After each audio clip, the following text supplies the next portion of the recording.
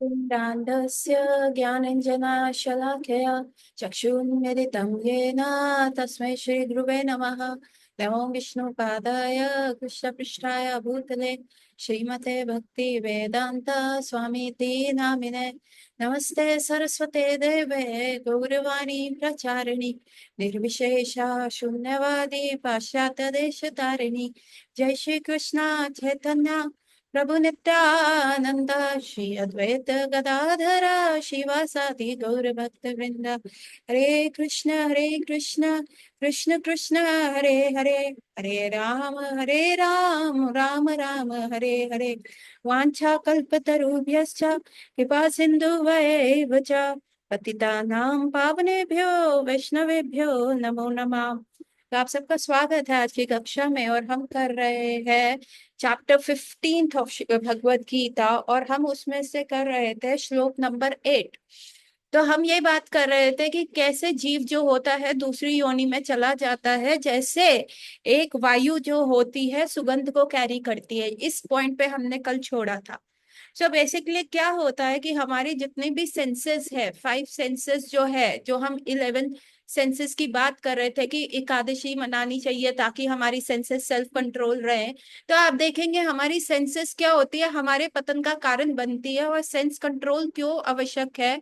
वो इसीलिए आवश्यक है क्योंकि ये हमें बिल्कुल पतन में ले जाता है। फॉर एग्जाम्पल, अभी क्या होता है, आंखों से देखने का कार्य होता है ना। पतंगा क्या होता है, पतंगा get attracted to the fire. वो फायर की फॉर्म से देख के इतना ज्यादा अट्रैक्ट हो जाता है कि उसको पता है उसके जितने भी सीनियर्स थे, जितने भी उसके वंशज थे, वो फायर के अंदर गए और वो जल गए, but he can not control himself because of that one uncontrol sense, वो जल जाता है। देन हम देखते हैं मछली को क्या है, टेस्ट का रहता है। तो जैसे ही जो मछली पकड़ने वाला होता है वो हुक के ऊपर कुछ वर्म लगा देता है या कुछ ऐसी चीज लगा देता है, तो वो क्या होता है, वो जैसे ही उसके अंदर पानी में फेंकता है, तो मछली क्या होती है, अपने सेंस, टेस्ट की सेंस को कंट्रोल ना करते हुए वो बेट को जो वहां पे लगा होता है उसको पकड़ने के लिए जाती है, और वहीं वो हुक फंस जाता है और उसे अपने प्राण गंवाने पड़ते हैं। जबकि वो मछली देख चुकी है कि उसके भाई बंधुओं के समक्ष भी ऐसा हुआ। तीसरा हमारे समक्ष है ईयर्स, ईयर की सेंसेस का। ईयर कैसे होता है कि डियर, जंगल में जो हिरण होते हैं उनको कैसे पकड़ते हैं शिकारी? हिरण को शिकारी ऐसे पकड़ते हैं, वो बंसुरी बजाते हैं, वो मुरली बजाते हैं, और ईयर गेट्स सो ओवरवेल्म, सो जिसको कहते हैं स्पेल बाउंडेड हो जाता है कि डियर्स जो होते हैं उस साउंड से एकदम स्टन होके खड़े रहते हैं, और शिकारी उनको धर दबोचता है, तो वो अपनी कर्ण इंद्रियों की वजह से पकड़े जाते हैं। फिर हम देखते हैं स्पर्श। स्पर्श से कैसे, हाथी को देखो, जब हाथी छोटा होता है, जब वो उसमें इतना बल नहीं होता, तो उसके पैर के अंदर एक बहुत टाइट सी रस्सी बांधी जाती है, और वो हाथी जो होता है वो प्रयास करता रहता है उस रस्सी से छुड़ाने को अपने आप को, लेकिन वो नहीं छुड़ा पाता। लेकिन जब वो ही हाथी बड़ा हो जाता है, बहुत ज्यादा बलवान हो जाता है, उसे क्या याद रहता है, उस रस्सी का स्पर्श याद रहता है। और फिर जो जो बंदा है जिसने हाथी को पकड़ के रखा हुआ है, वो केवल हल्की सी भी रस्सी उसके पैर के अराउंड कर देता है, तो हाथी को लगता है नहीं, ये स्पर्श क्या है, ये पुराना वाला स्पर्श है, ये वही टाइट स्पर्श है, अब मैं इस रस्सी को खोल ही नहीं पाऊंगा। तो हाथी भी क्या है, इस वो अपना इंटेलिजेंस को यूज नहीं कर पाता है, इसीलिए वो बंधा का बंधा रह जाता है। देन फिफ्थ सेंस है सूंघने का, है ना। जो भवरा होता है वो फ्लावर्स को सूंघता है, इंटॉक्सिकेट हो जाता है उनकी स्मेल से। इतना ज्यादा वो इंटॉक्सिकेट हो जाता है स्मेल से कि वो वहां पे चला जाता है, लोटस के अंदर चला जाता है, और लोटस में जाके वो उसके वर्ल्ड से इतना मधु पीता है, हनी पीता है, इतना ज्यादा इंटॉक्सिकेट उसकी स्मेल की वजह से हो जाता है कि जब शाम को लोटस बंद होता है तब भवरे को यही नहीं रहता कि अब मेरे को, मेरा ट्रैप है, ऑक्सीजन कम हो जाएगा, मैं रात कैसे निभाऊंगा। वही भवरा जो इतना स्ट्रांग होता है सुबह के वक्त कि वो उस लोटस की लीव्स को भेज सकता है, वही भवरा क्या होता है, इतना ज्यादा इंटॉक्सिकेट हो जाता है वो सेंस कंट्रोल ना करने की वजह से कि वो उसके अंदर ही फंस जाता है। और फिर क्या होता है, मृत्यु को प्राप्त होता है। तो सेंस कंट्रोल करना हमारे लिए कितना इंपॉर्टेंट है कि यदि अगर हम सेंस कंट्रोल ना करें तो हम अपने आप को क्या सोच, हम बहुत बड़े डेंजर में फंस सकते हैं। ठीक है। सो और क्या है, क्या होता है हमारे में एक मिसकंसेप्शन है कि हम ईश्वर हैं। हमारे सबके अंदर एक मिसकंसेप्शन है, क्यों? क्योंकि यह बॉडी हमें मिली है, अब इस बॉडी में मैं, हमें टंग मिली है तो मैं अच्छे अच्छे गुलाब जामुन रसमलाई ऐसी चीजें खा सकता हूँ, है ना। ये बॉडी मिली है, मैं इतना अच्छे कपड़े पहन के सबसे बेस्ट दिख सकता हूँ, देन मैं इतना मेकअप कर सकता हूँ, देन मैं क्या कर सकता हूँ, पूरा दिन रात पार्टी कर सकता हूँ। अरे यही तो विल पावर है ना। लेकिन हम क्या भूल जाते हैं, जब मतलब हमें, हम लोग इस मिसकंसेप्शन में कैसे चले जाते हैं कि हम ईश्वर है ना। जबकि हमें पता है कि भगवान है, भगवान ही नियता है, लेकिन हम, क्योंकि हमें ये बॉडी मिली है, क्योंकि हमारे में कुछ इच्छाएं ठाकुर जी ने दी है, क्योंकि हमें पता है हमारी बॉडी के अंदर क्या हो रहा है ना। अगर किसी को किडनी स्टोन का पेन उठता है तो उसको पता है कि उसकी बॉडी के अंदर कहाँ पे दर्द हो रहा है, वो पिन पॉइंट कर सकता है। वो डॉक्टर के पास जाएगा, डॉक्टर को बोलेगा डॉक्टर साहब मेरे राइट साइड यहाँ पे पेन हो रहा है, तो आप दवाई दे दीजिए। तो उसको पता है उसकी बॉडी में क्या क्या चीज हो रहा है, पर डॉक्टर को as being a different person उसको तो नहीं पता उसकी बॉडी में क्या हो रहा है, जब तक वो व्यक्ति मुंह खोल के बोलेगा नहीं।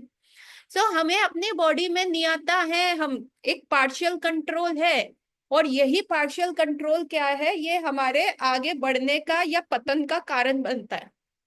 It can either make us go forward, it can either make us move upward, या फिर ये हमारे पतन का कारण बनता है। कैसे? कैसे? क्योंकि यही डिसीजन होता है, यही ईश्वर का, जो हम सोचते हैं कि हम ईश्वर है, एक्चुअली कुछ भी नहीं है। क्या हम अपने डाइजेशन को कंट्रोल कर सकते हैं? नहीं। क्या अगर किसी को नेचर्स ब्रेक लेना है, किसी को यूरिन आया है, वो थोड़ी देर कंट्रोल कर पाएगा? क्या वो ज्यादा कंट्रोल कर पाएगा? नहीं। सो हम सोचते हैं हम ईश्वर है, लेकिन हमारे पास सिर्फ एक थोड़ी सी विश है। तो आप देखते हैं जो फूल होता है, फूलों में जो सुगंध होती है, वो सुगंध का आश्रय क्या है? वो फूल है ना। सुगंध का असली आश्रय क्या है? फूल है। और जो हवा चलती है, जो पवन होता है, वो उस सुगंध को लेते हुए अपने साथ चला जाता है। तो इससे हम क्या सीखते हैं, क्या सीख सकते हैं? कि फूल का आश्रय, जो सुगंध का, एक्चुअल में सुगंध का आश्रय क्या है? वो फूल है। और जो हवा का काम है, वो क्या करता है? स्काई, स्काई में हवा है। स्काई का काम क्या होता है? शब्दों को ट्रैवल करना। अगर आप एक ऐसी जगह वैक्यूम में चले जाओ, वहां शब्द नहीं, आप बोल भी पाओगे तो वाणी नहीं होगी। क्यों नहीं होगा? क्योंकि वो वैक्यूम है, वहां पे एयर नहीं है। It what you can listen through your ears and what I'm able to say, ये जो हमारा मीडियम है, ये क्या है? ये कैरी करता है, क्या कैरी करता है? द हवा कैरी करती है, the words are being carried in the sky. लेकिन अभी क्या है, हवा अपना काम छोड़ के क्या कैरी कर रही है? सुगंध कैरी कर रही है। सुगंध का आश्रय क्या है? फूल है। तो इससे हम ये समझते हैं कि जो हवा है वो क्या है? एक मन के समान है। और जो सुगंध है, हम जीव है, हमारा बेसिक आश्रय कौन है? ठाकुर जी है। लेकिन हम क्या करते हैं, वो मन जो होता है हमें थोड़ी देर के लिए कैरी करता है, बहुत अच्छे अच्छे सपने दिखाता है। अरे तुम ये भोग करना, क्यों तुम यहीं पे पड़े हुए हो, तुम यहाँ पे क्यों दब के बैठे हो, तुम यहाँ से निकलो, यहाँ से बाहर चलो, बाहर की दुनिया देखो। और वो मन तो हमें सुगंध को ऐसा कैरी करके, लेकिन थोड़ी देर ले जाके फिर क्या करता है, वो दूसरी बॉडी में डाल देता है, और वही हम संस्कार लेके आ जाते हैं, है ना। इसीलिए वो दूसरी बॉडी में भी हम वही चक्रों में पड़े रहते हैं, और बेसिकली हमारा जो प्राइमरी आश्रय है उसको हम खो देते हैं। सो जो लास्ट पॉइंट भगवत गीता 5.8 में दिया गया है,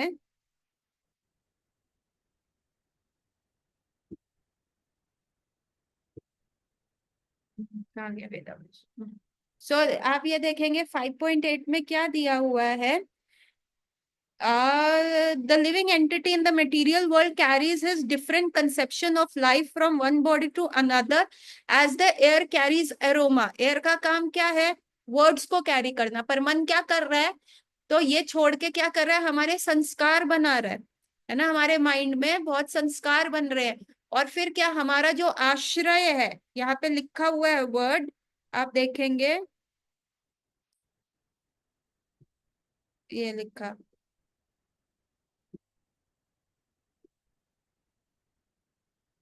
वायुर्गंधा इवस्यते, है ना। घृत क्या करता है, जो हमारा जो एक्चुअल आश्रय है, जो हमारा एक्चुअल सोर्स है, वो कौन है, वो ठाकुर जी हैं। और वो क्या करता है, जो फ्रेग्नेंस है, जो एरोमा है, जो सुगंध है, उसका एक्चुअल सोर्स क्या है, वो फूल है। वो फूल से छोड़ के अपने आप को दूसरी जगह फाउंड करता है। So are you getting what I am trying to tell you? Please type yes और no into the chat box. समझ में आ रहा है कि कैसे मन हमें जो होता है दूसरी जगह फैला के ले जाता है। तो ये श्लोक नंबर 8 का ये है कि कैसे हमारी सेंसेस जो है हमें बेवकूफ बना देती है, हमें एक दूसरे की तरफ खींचती हैं। और उनमें से सेंसेस का राजा जो मन है, वो मन हमें जबरदस्ती हमें खींच के दूसरी जगह ले जाता है। नाउ कमिंग टू द श्लोक 9। रीड श्लोक 9।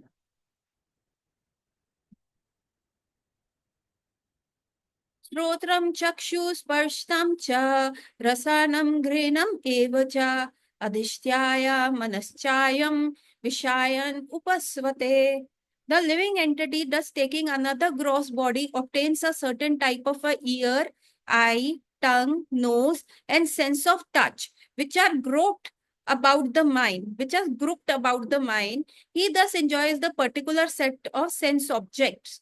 है ना, क्या हुआ, अभी मन हमारे वो संस्कार बना के हमें दूसरी बॉडी में डाल दिया। ऐसा कई बार हमें लगता है हमारी लाइफ में इतना ज्यादा प्रॉब्लम्स हो रहे हैं, तो ये सारे प्रॉब्लम्स को खत्म करने के लिए क्या करते हैं लोग, सुसाइड कर देते हैं, है ना। अपनी बॉडी को खत्म कर देते हैं कि नहीं, हमें इन सारी प्रॉब्लम्स में रहना ही नहीं है ना। तो क्या होगा, क्या वो मरने से, बॉडी के मरने से सारी चीजें खत्म हो जाती है? क्या माइंड खत्म हो जाता है? ये बहुत बड़ा मिसकंसेप्शन है। ये बहुत ही ज्यादा बड़ा मिसकंसेप्शन हो जाता है। क्योंकि क्या होता है, यहाँ पे आप देखो अगले ही श्लोक में लिखा है, अभी लिविंग एंटिटी ने अपना ग्रॉस बॉडी को खत्म किया, लेकिन वो सटल बॉडी जो है, माइंड तो है, माइंड तो उसको लेके जा रहा ही है ना, आत्मा को लेके जा रहा है। और माइंड में वो संस्कार है, वो पूरा डिस्क है जो पिछले का मेमोरी था उसमें, कि क्या क्या दुख भोगे, क्या क्या संस्कार बने, वो सारा वो माइंड के अंदर सब यू नो लिखा हुआ है। और वही माइंड क्या हो रहा है, वो दूसरी बॉडी दे रहा है। The living entity does taking another gross body, वो फिर से वैसे ही जो सोच रहा है वैसी ग्रॉस बॉडी में जा रहा है। और उसे certain types of eye, ear, tongue, nose और सेंस ऑफ टच मिल रहा है। Like for example, if you say I love dog, I love dog, है ना, और यही सोच सोच के आप अपनी मृत्यु को प्राप्त हो जाते हो। और आप क्रेव करते हो, हाय कुत्ता कुत्ता कुत्ता। तो ठाकुर जी कहते हैं, अच्छा you are craving for that dog body, आपके मन में सिर्फ कुत्ते के विचार आ रहे हैं, तो ठीक है, आप ऐसा करो, आप डॉग बन जाओ। May be someone else is craving for a human body, मैं उसको ह्यूमन बनाऊंगा ताकि ही गेट दैट अपॉर्चुनिटी, वो अपने आप को यूज करके आगे बढ़ पाए। But since you are craving to have a dog body, तो ठीक है, अब तुम डॉग बन जाओ। सो यहाँ पे लिखा हुआ है, जैसे माइंड में संस्कार आता है, इवन क्या होता है सुसाइड के केसेस में, क्या होता है कि अब आपका ग्रॉस बॉडी तो वहीं रह गया, है ना, ग्रॉस बॉडी छोड़ दिया, अभी सिर्फ आत्मा किसके सारे, सटल बॉडी में, माइंड के सारे। और माइंड में क्या, एक फॉल्स ईगो है, फॉल्स सारी चीजें हैं जो उसको भ्रमित करी हुई है। अभी एक कैदी क्या है, अगर वो जेल में उसको सजा मिली है और वो सजा भोग रहा है, और वो बाय चांस क्या करता है, एक बार वहां से उसके कोर्ट में पेशी होती है, और वो पेशी के दौरान क्या होता है, वो भाग जाता है। तो उसके बाद ऊपर क्या लग जाता है, द पुलिस जो होती है वो अलर्ट चली जाती है, कोर्ट होता है वो अलर्ट हो जाता है। कोर्ट अब क्या करता है, नॉन बेलेबल वारंट उसको इश्यू कर देता है कि अब तुमको कोई बेल नहीं मिलेगी, अब तुम और सख्ती में रहोगे, अब तुम पकड़े ही रहोगे। वैसे ही व्यक्ति यदि सुसाइड कर लेता है, उसको लगता है कि हाँ बस अब मेरा हो गया, मेरी अति है, मुझे अब ये सारी चीजों से कोई सफरिंग, मेरे को सफरिंग आएगी इन चीजों से, तो मुझे सफर नहीं करना। तो वो व्यक्ति क्या करता है, वो व्यक्ति क्या करेगा, उसको जब वो कर लेता है तो माइंड तो उसके साथ जा रहा है, और अब नेचर क्या कहती है, अभी तुमने ग्रॉस बॉडी तो छोड़ दी, अभी मन में तो विचार है, मन में विचार थे तो तुम उस ग्रॉस बॉडी से पूरा तो कर रहे थे। अगर मन में विचार था रसगुल्ला खाने का तो तुम उस ग्रॉस बॉडी से खा रहे थे। लेकिन अब तुमने जानबूझ के तुमने सोचा कि मेरी लाइफ में इतना दुख है, मैं अपना बॉडी को त्याग देता हूँ तो मेरे दुख भी समाप्त हो जाएंगे। बाबा रे, ये दुख क्या थे तुम्हारे माइंड में थे, ये तुम्हारे जो संस्कार थे, तुम्हारे देखने के तरीका था, जो परसेप्शन था, उसकी वजह से दुख थे, वो तुम्हारी ग्रॉस बॉडी की वजह से नहीं थे। अभी आप किसी भी सिचुएशन में रहो, सपोज करो अगर आप अंदर से बहुत खुश हो, तो इवन इफ आपको कहीं पे विदेश में भी रहना पड़ रहा है, इतनी विपरीत परिस्थितियों में भी रहना पड़ रहा है, जहाँ ठंड है, जहाँ गर्मी बहुत प्रचंड मात्रा में है, तो आप बहुत सुखपूर्वक रह लोगे। और लेकिन यदि आपका माइंड बीमार है तो आप अपने घर में भी रहते हुए इरिटेट रहोगे। तो व्यक्ति क्या सोचता है, दुख मुझे क्या हो रहा है, ग्रॉस बॉडी से हो रहा है, पर ये भूल जाता है कि दुख मुझे किससे हो रहा है, मेरे फॉल्स ईगो से हो रहा है, क्योंकि मैंने इस बॉडी से रिलेट कर लिया, मैंने इस बॉडी की डेजिग्नेशन से रिलेट कर लिया। और बिकॉज ऑफ दिस, है ना, एक बच्चा था जिसके पेरेंट्स हमेशा झगड़ते रहते थे, बहुत ज्यादा झगड़ते रहते थे, अभी उसको बहुत दिक्कत होता था to choose between the father and the mother. वो हमेशा यही सोच रहा रहता था कि बुक्स में लिखा है मदर का त्याग नहीं करना चाहिए, मदर को करना चाहिए, and the culprit was there in that case was the mother.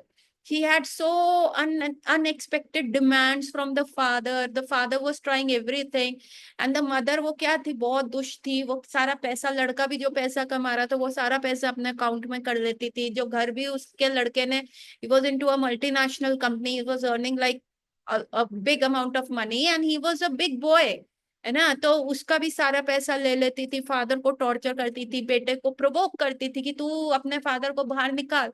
ना तो बॉय वॉज जो था ना, वो इन दोनों के बीच में फंस गया, अभी मैं क्या करूं, मैं बहुत फंस गया, बाप को भी नहीं छोड़ सकता, बाप को भी, मदर के प्रोवोक करने पे बाप को बोल देता था, गाली दे देता था, लेकिन उसके उपरांत बाप के पास भी जाके सॉरी बोल देता था। अभी इतना फंस गया, he didn't had that kind of a guidance, he could not say what is right and what is wrong, वो डिसाइड ही नहीं कर पाया। तो उसको लगा कि it is because of me, मैं फंस रहा हूँ, because I have this designation of a son and being good son, मैं ना माँ को छोड़ सकता हूँ ना बाप को छोड़ सकता हूँ। तो he what he did, he killed himself, उसने सुसाइड कर लिया।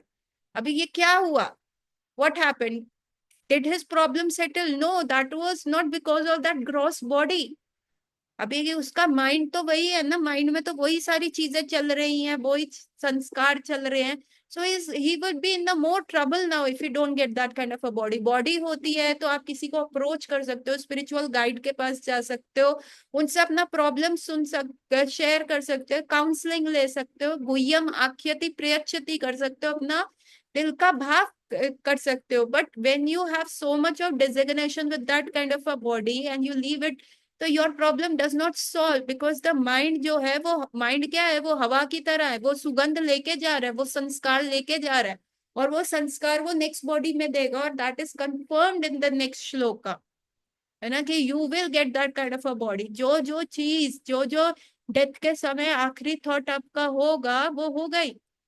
Finishing of the death is not, जो बहुत सारे स्क्रिप्चर्स में दिया जाता है, एक ही जीवन मिला है, मजा मस्ती कर लो जितना करना है, that is absolutely a wrong conception, absolutely a wrong conception. Death is not the end of anything, ना सिर्फ death is the end of this gross body, death is the, like कि जैसे भगवत गीता में भी बोला हुआ है, like you give away the old cloth and you wear the new cloth, death is just a change.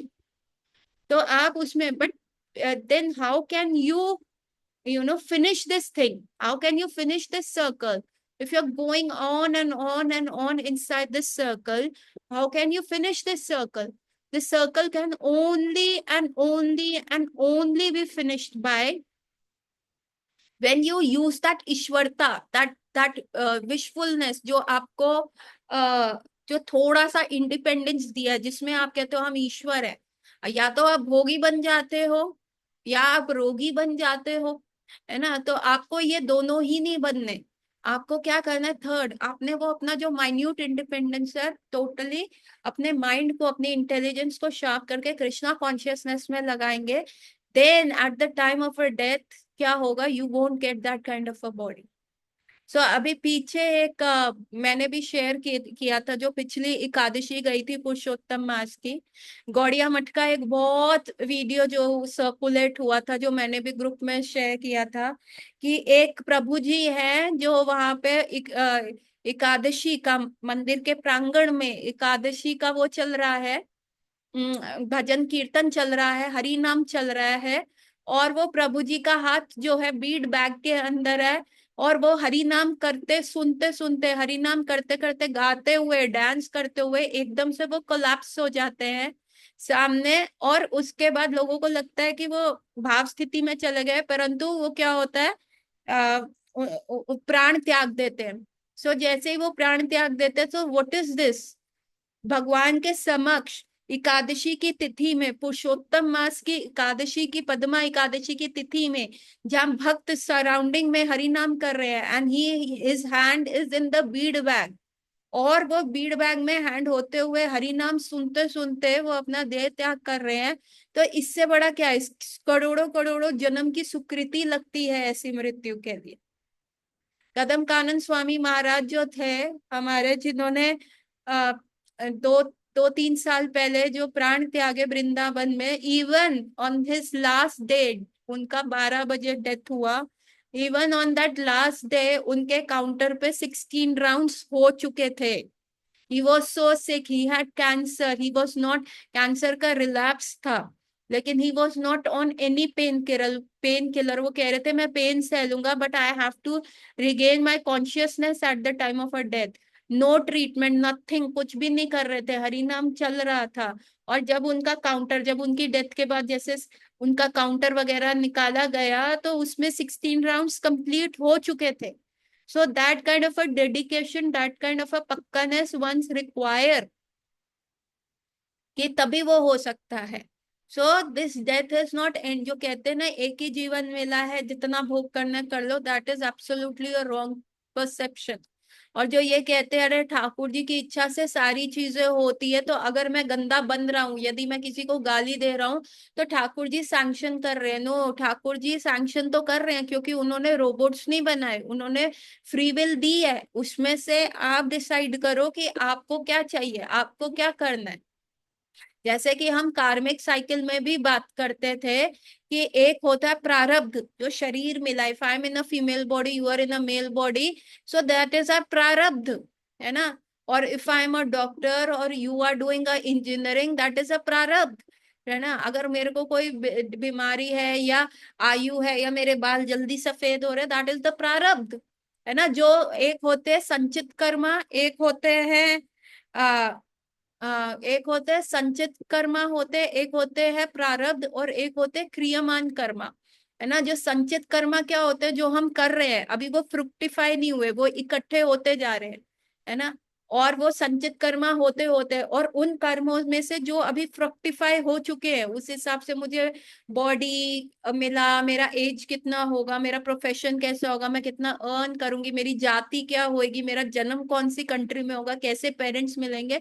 So that उन संचित कर्मों में से जो यूज हो रहा है, लाइक बैंक में अगर 50,000 रुपया है, उसमें से मैंने 10,000 यूज कर रही हूँ, तो दैट इज 10,000 इज प्रारब्ध, अभी भी मेरे पास 40,000 पड़ा है। But if I earn more, that is क्रियमान कर्मा, जो मैं अभी भी कर रही हूँ, अच्छा काम कर रही हूँ, तो मेरा पैसा आ रहा है। सपोज करो मैं डॉक्टरी कर रही हूँ, जैसे डॉक्टर हूँ, if I earn like this month I earn 10,000, 20,000 मोर, तो मेरे बैंक में मैं वो डिपॉजिट कर देती हूँ, तो फिर कितने हो गए। सो दैट 20,000 इज माई क्रियमान कर्मा, जो मैं बनाती जा रही हूँ, है ना। पर हमें क्या करना है, हमें इन कर्मों का साइकिल से बाहर जाना है। So once when we become Krishna conscious, प्रारब्ध को छोड़ते हुए करके, फिर ऐसा मन बोलता है कि अब तो शाम को करेंगे, और फिर बची हुई माला शाम में होती है। लेकिन आपने बताया था कि महाराज जी ऐसी अवस्था में भी सुबह ही 16 rounds complete. Yes, that's why we have these great examples, we have these great, ये हमारा जो मन है, ये हमारे पूरे पिछले जन्म के संस्कार हैं जो हमें खींचते हैं। आप सोचो ना, he was having rectal cancer, और 12 बजे तक उनका, मॉर्निंग में 12, दोपहर के 12 बजे, 11 बजे तक, सुबह के 11 बजे तक उन्होंने शरीर भी त्याग दिया था। And till then his 16 rounds were over, और उनका कोई टाइम, खाने पीने का टाइम कुछ भी नहीं था। ये क्या होता है, ये हमारा माइंड जो होता है, ये हमारे अंदर स्कार, ये संस्कार क्या है, these are the scars, these are the scars पिछले जन्म के, जिसके ऊपर हम डिसीजंस लेते हैं। हमें इन सारी चीजों को त्यागना पड़ेगा। तो हमारे जो प्रारब्ध खत्म नहीं होता, संचित कर्म हमारे खत्म हो जाते हैं। प्रारब्ध हमारा अगर हम टॉलरेट करें तो हमारा क्रियमान कर्मा भी खत्म हो जाता है, यदि हम नया कर्मा ना बनाए, है ना। और फिर प्रारब्ध हमारा खत्म नहीं होता, क्योंकि that is the body we keep, और वी मेक अ डिसीजन कि हाँ इससे हमें हरि नाम करना है। एंड सम टाइम्स आर प्रारब्ध Karma can also get finish if Krishna intervenes. Like उन्होंने गजेंद्र के केस में किया, उसको हाथी का बॉडी मिला था श्राप से, लेकिन कृष्णा इंटरवीन, जब उसको क्रोकोडाइल ने पकड़ लिया, एंड उन्होंने प्रे किया, प्रे करा, और उस बुलाया, भगवान को याद किया हृदय से, तो भगवान ने उसको छूते ही उसको 4 हैंडेड विष्णु फॉर्म दे दिया। उनका प्रारब्ध जो था हाथी का फॉर्म का, वो हट गया। So we have to finish all our karmas, not even the good karmas हमारी बास्केट में रहना चाहिए, not even bad karmas। हमें अकर्मा की स्टेज में जाना है, और अकार्मिक स्टेज हमारी तभी बन सकती है जब हमारा सारा कृष्णा के अराउंड, कृष्णा कॉन्शियसनेस के अराउंड हो। But again as I always say, हमें हमें क्या होता है, हमारे में ईश्वर भाव आ जाता है, हम भगवान को भी भोगना चाहते हैं। तो हमारे पास एक सुपीरियर होना चाहिए जिससे हम कहें, है ना। कई बार आप लोग मुझसे ही कहते हैं कि हमें ये करना होता है, वो मना कर देते हैं, लेकिन आपको एक ऐसा सुपीरियर चाहिए जो आपके साथ एक हृदय में सहानुभूति भी रखे, आपको भी समझे कि आपको क्या अच्छा लगता है, और एट द सेम टाइम जब आप इधर से उधर हो रहे होते हैं तो वो आपको समझाए नहीं, या आप खुद के भोगने के लिए कर रहे नहीं, हमें कृष्णा की सेवा करनी है। तो हमारा मन जो है वो लेके जाएगा, हमें नेक्स्ट बॉडी वैसे ही दे देगा। So the whole game is all about it, है ना। अच्छा, अगर अच्छा कर्मा करोगे, जैसे फॉर एग्जाम्पल क्या था, एक श्रीमद् भागवतम में एक प्रियव्रत महाराज का कहानी आता है, और उनको ना ब्रह्मा जी के लोक से एक अप्सरा आती है, उससे उनको प्यार हो जाता है, प्रेम हो जाता है, और वो अप्सरा उनके साथ रहती है। अभी अप्सराओं का नेचर क्या होता है, they live for some time, और उसके बाद apsara can not stay for a very long time. तो वो प्रियव्रत महाराज के साथ रहती है, और बच्चे पैदा हो जाते हैं, एंड बहुत समय बीत जाता है भोग विलास करते हुए। But now Apsara says no, now I have to go back to Brahmalok. Brahmalok also have a very beautiful apsaras, more beautiful than the Indralok. Now this Priyavrat Maharaj, he becomes very very दुखी कि हाय वो चली गई मेरी life से, ऐसा क्यों हुआ, ऐसा नहीं होना चाहिए था। तो प्रियव्रत महाराज क्या करते हैं, यज्ञ करते हैं, अनुष्ठान करते हैं, और ऐसा करने से finally he is promoted to कहाँ, ब्रह्मलोक। ब्रह्मलोक चले जाते हैं और उस अप्सरा का संग करते हैं। But then what it is also in the material world, है ना। मैंने कहा गुड कर्मा करोगे तो आप ऊपर जाओगे ही जाओगे, तो he went to Brahmaloka. Even Brahma is not permanent in that kind of a position. और एक महाराज मृग की कहानी आती है।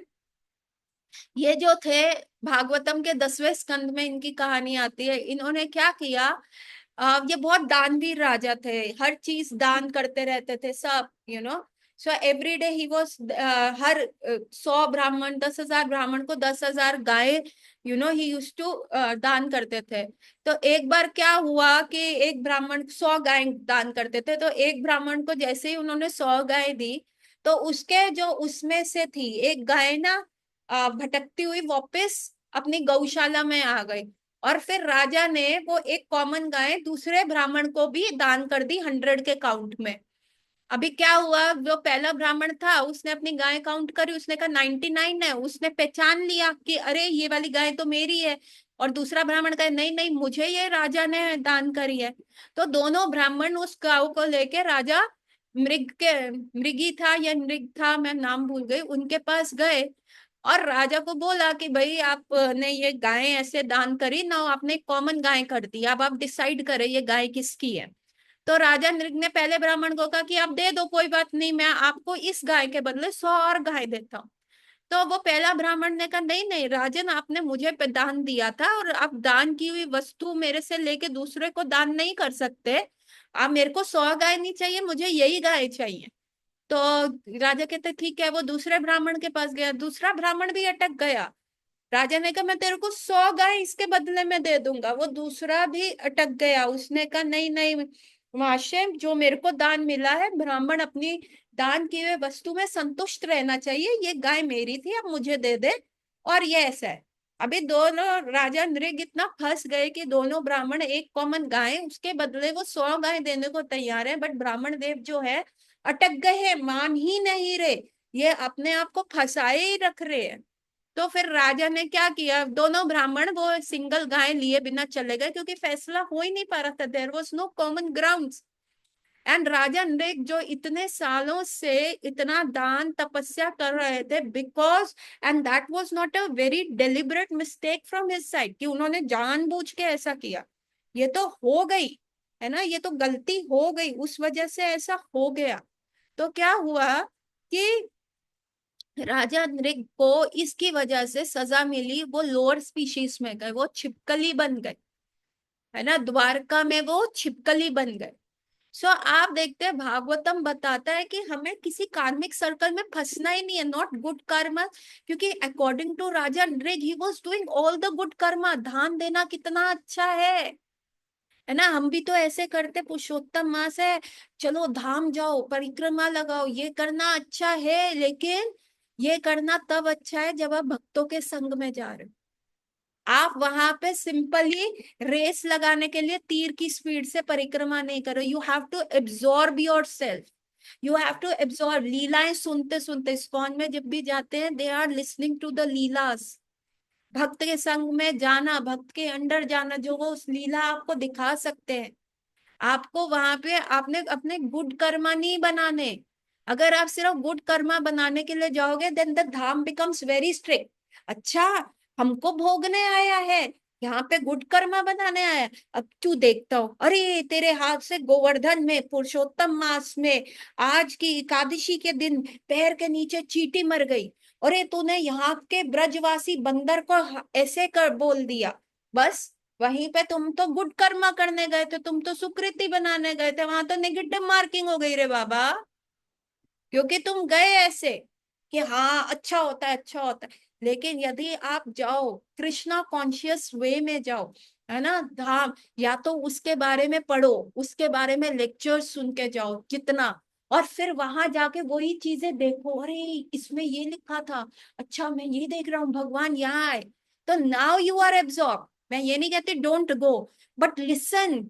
श्रवण सबसे इंपॉर्टेंट है, इतना श्रवण करो गोवर्धन के बारे में, इतना श्रवण करो ब्रजधाम के बारे में, कि वहां एक एक पैर रखते हुए आपको आपको अंदर से ये भाव होना चाहिए, अहो भाग्य अहो भाग्य, यहाँ ठाकुर जी गए थे, यहाँ पे ये लीला हुई थी। अरे वृंदावन के तो हर एक गांव का नाम ठाकुर जी की लीला के ऊपर है, वो तो ओत प्रोत है उसमें, ओत प्रोत है। खाईरा गांव, क्योंकि बकासुर ने ठाकुर जी को मुंह में रख लिया था, तो उनके दोस्तों ने कहा खाईरा खाईरा, लाला को खाईरा, तो गांव का नाम खाईरा हो गया। So you should listen. तीर की तरह अगर परिक्रमा करोगे तो नेगेटिव मार्किंग होगी। राजा नृग ने भी यही सोचा था, राजा नृग ने भी यही कहा था, मैं तो बहुत अच्छा काम कर रहा हूँ, स्वर्ग भोगूंगा, क्या करता इंद्र बन जाऊं, क्या बता ब्रह्मा बन जाऊं, लेकिन वो क्या बना, छिपकली बना। सो बेसिकली क्या है, ये हमारा जो मन है, ये हमारे जो कर्मस हैं, ये हमें फंसाते हैं। So we all need that guidance, that is not the finish for everything. और हमें आगे बढ़ने के लिए एक गाइडेंस चाहिए, जिसके, या श्रवण करो, इतना श्रवण करो कि जाके वो चीज एक्सपीरियंस करो, क्योंकि ना हमें गुड कर्मा बनाना, गुड कर्मा बनाने के लिए भी बॉडी लेनी पड़ेगी बाबा, और बैड कर्मा के लिए भी बॉडी मिलेगी। लेकिन अकर्मिक स्टेज में जब हम ठाकुर जी के लिए सारा कार्य करेंगे, हमें अपने आप को अकर्मा स्टेज में जाना है, बैलेंस शीट को जीरो करना है। देखो ना, लिखा है ना 5.9 में कि लिविंग एंटिटी के मन में एक भी विचार आ जाता है तो वो है। सो विद दिस लास्ट, आज हमने सिर्फ एक ही श्लोक कर पाए हैं, जबकि हमें 10th भी करना था, कोई बात नहीं। सो एक लास्ट जो मेरे को री इनकारनेशन का स्टोरी इस्कॉन का जो मैंने पहले भी बताया था, 1975 में लंदन में एक लड़की का जन्म होता है और वो ऐसी फैमिली में, हिंदू फैमिली में होती है, जो वो लड़की का जो है भगवान के प्रति थोड़ा सा झुकाव होता है। जब वो थोड़ी सी बड़ी होती है तो वो हिंदू फैमिली के उसमें वो बुक देखती है, Bhagavad Gita as it is, और उनको शिला प्रभुपाद की फोटो से बहुत लगाव होता है। और ये लड़की लंदन में पैदा होती है, और ये लंदन की लड़की जो होती है फिर समहाउ मंदिर से कनेक्ट होती है। मंदिर से कनेक्ट होती है तो वहां वो उसको कीर्तन में इतना अच्छा लगता है, वो कीर्तन में लगी रहती है। तो ब्रह्मचारी कहते हैं अरे हम तो ब्रह्मचारी हैं, तुम तो स्त्री बॉडी में हो, तुम घर जाओ। तो वो कहती है नहीं, it is better to die in a it is better to die listening to the kirtan than dying in an accident. तो सारे कहते हैं ऐसे क्यों बोला उसने? वो कहती है मुझे भी नहीं पता मैंने ऐसा क्यों बोला। घर चली जाती है और फिर रथ यात्रा होती है एक जगह लंदन में, वहां जाती है। तो एकदम से बोलती है अरे ये रथ यात्रा मुझे बहुत पसंद है, यहाँ तो मैं 1973 में भी आई थी। उसने कहा 1973? अरे ये ऐसा मैंने क्यों बोला, मेरा तो जन्म ही 1975 का है। और फिर क्या होता है, उसे ड्रीम, उसकी भक्ति चारू महाराज से दीक्षा हो जाती है, उसका नाम रत्नावली पड़ता है। और वो जो है उसको एकदम से ड्रीम्स आने लगते हैं कि एक्सीडेंट हो रहा है, एक्सीडेंट हो रहा है, वो एक्सीडेंट में मर रही है। जहां जहां उसको चोट लगी है, उसका हाथ, उसका हिप, पेल्विस, जहां जहां चोट लगी है वहां वहां उसके बर्थ मार्क्स भी होते। तो उसको यही लग रहा होता है ये हो क्या रहा है। भक्ति चारू महाराज से पूछती है, भक्ति चारू महाराज कहते हैं तुम अपना पूर्व जन्म का रिग्रेशन कराओ, अपने पूर्व जन्म में जाके देखो, ये साइंटिफिक मेथड है। तो वो रिग्रेशन कराती है तो उसको पता चलता है कि वो एक पुरुष बॉडी में थी और ऐसे उसका एक्सीडेंट में डेथ हुआ, और वो ये इस्कॉन के डिवोटीज पे ही थी। तो वो जाती है उस लंदन टेम्पल में, वो पूछती है क्या कुछ सालों पहले 1973 में यहाँ एक व्यक्ति रहता था जो ऐसा था, डिस्क्राइब करती है। तो उसका एक्सीडेंट में डेथ हुआ, यंग सा था। वो कहते हैं हाँ हाँ ऐसा एक व्यक्ति था। 19 अक्टूबर को 1973 में उसकी प्रभुपाद से दीक्षा हुई थी, और 20 अक्टूबर को वो जा रहा था वो उसका हवन अटेंड करने दीक्षा का, लेकिन रास्ते में ही जो ड्राइव कर रहा था उसकी नींद लग गई और वो गाड़ी bang on head on collision हो गया, और उस बंदे की समय वहीं पे मृत्यु हो गई। और क्योंकि वो यंग बॉय था और उसका अट्रैक्शन किसी माता जी के लिए था, तो उसको वो उसके दिमाग में वही चल रहा होगा प्रोबेबली, ये भक्ति चारू महाराज ने कहा। और प्रभुपाद ने इस एक्सीडेंटल डेथ के बाद क्या लिखा था कि may Krishna give him another body so that he continue Krishna consciousness. और भक्ति चारू महाराज और तमाल कृष्ण महाराज ने ये कंफर्म किया, वो ब्रह्मचारी, राघव ब्रह्मचारी रत्नावली बन के पैदा हुआ 1975 में। So this is the mind, this is the trans